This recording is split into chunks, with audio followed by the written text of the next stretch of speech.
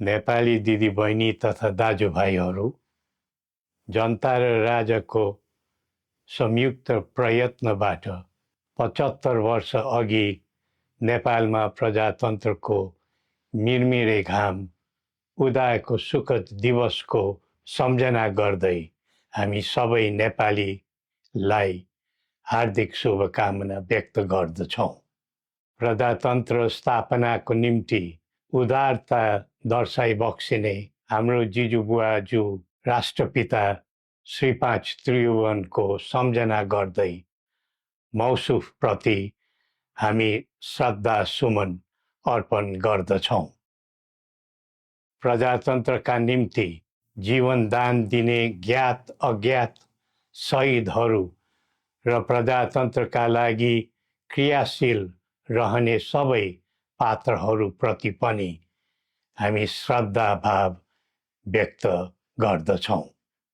केही महिनाको झापा बसाई पश्चात राजधानी फर्किने क्रममा हाम्रो स्वागतमा सामेल हुनुहुने उपत्यकाका आदिवासी नागरिक एवं आम जनसमुदायमा हार्दिक आभार सहित धन्यवाद अर्पण गर्दछौँ। मुलुक असामान्य अवस्थाबाट गुज्रिरहेको वर्तमान अवस्थामा हामीप्रति दर्शाएको यस्तो प्रेम र सद्भावले हाम्रा मन र मुटु मात्र छोएको नभई हाम्रा निम्ति एउटा अटल दायित्वबोधको प्रेरणा पनि मिलेको छ। सिङ्गै मुलुक यति बेला अस्वाभाविक छटपटीको भुमणीमा फसेको छ। देशको अस्मिता र अस्तित्व नै सङ्कटमा परेको महसुस हरेक देशभक्त नेपालीले गरिरहेका छन्। विगतमा अनेकौं नाममा आन्दोलन र सङ्घर्ष भए। सङ्घर्षको आडमा परिवर्तन पनि गरिए, तर सबै प्रकारका परिवर्तनहरूले नेपाल र नेपालीलाई के दियो भन्ने आत्मसमीक्षा गर्नुपर्ने समय अहिले आएको छ। हाम्रो शत्रु विपन्नता र अस्थिरता हो, तर एउटा नेपालीको अर्को नेपालीलाई बैरी ठान्ने अवाञ्छित संस्कृतिलाई हामीले बढावा दियौँ, जसका कारण देश आज इतिहासकै सबैभन्दा गहिरो दर्दनाक स्थितिमा आइपुगेको छ।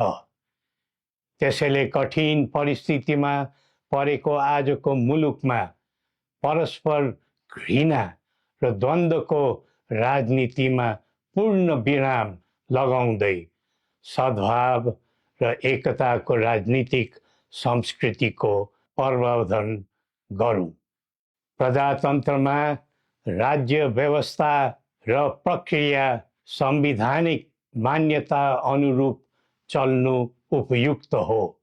प्रजातान्त्रिक प्रणालीमा प्रतिनिधि छनौटको आवाधिक निर्वाचन एक स्वाभाविक प्रक्रिया भए तापनि यतिखेरको आम जनभावना यो छ कि मुलुकमा पहिले राष्ट्रिय समस्याको समाधान गरेर मात्र आसन्न निर्वाचन प्रक्रियातर्फ जानु उचित हुने र निर्वाचन पछि कुनै द्वन्द्व, अशान्ति र खिचातानी नहोस् भन्ने विषयलाई ध्यानमा राखेर राष्ट्रिय सहमति र सबैलाई समेटेर जाने समझदारी बनाएर मात्र निर्वाचनमा जाँदा नै त्यसले सही बाटो समात्ने थियो।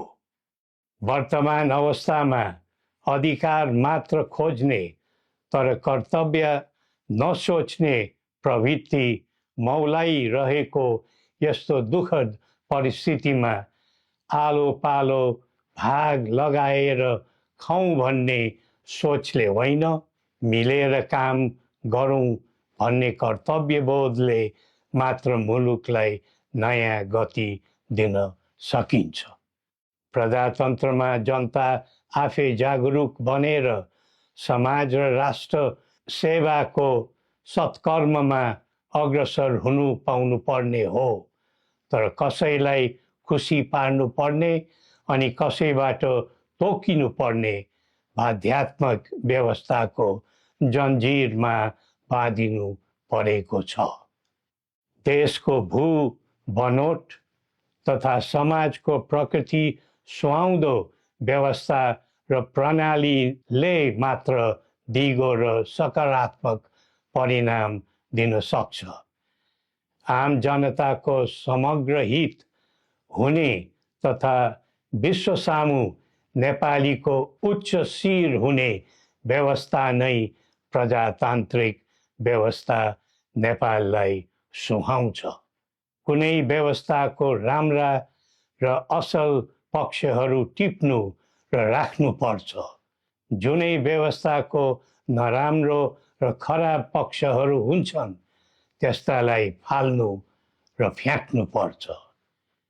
त्यसैले विश्वका कैयौँ राष्ट्रहरू पहिले आफ्नो देश, पहिला आफ्नो जनता र पहिला आफ्नो आवश्यकता भन्दै त्यही प्राथमिकतामा प्रजातन्त्रको पाइला बसाइरहेका छन्।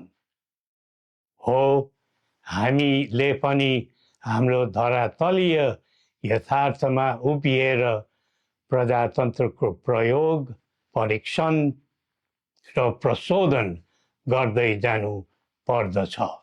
नेपालको एकीकरण, प्रजातान्त्रिकरण र आधुनिकीकरण सँगै जनताको बदलिदो चाहना र आवश्यकतालाई ध्यानमा राखेर समानुकूल परिवर्तन र परिमार्जन गर्दै आम जनताको दैनिक कामकाज सहज र सरल बनाउँदै जानुपर्ने आजको पहिलो आवश्यकता हो। प्रजातन्त्रमा सबै थरी विचार, सबै थरी संस्कारको आधार हुनु पर्दछ। सबैले सबैलाई कदर गर्ने समन्वयकारी गुणबाट नै सामाजिक मूल्यको प्रजातन्त्र दिगो र दरिलो हुन्छ। अरूको भरमा परेर हामी अक्करमा नपरौँ। श्री पशुपतिनाथले हामी सबैको कल्याण गरून्। जय नेपाल।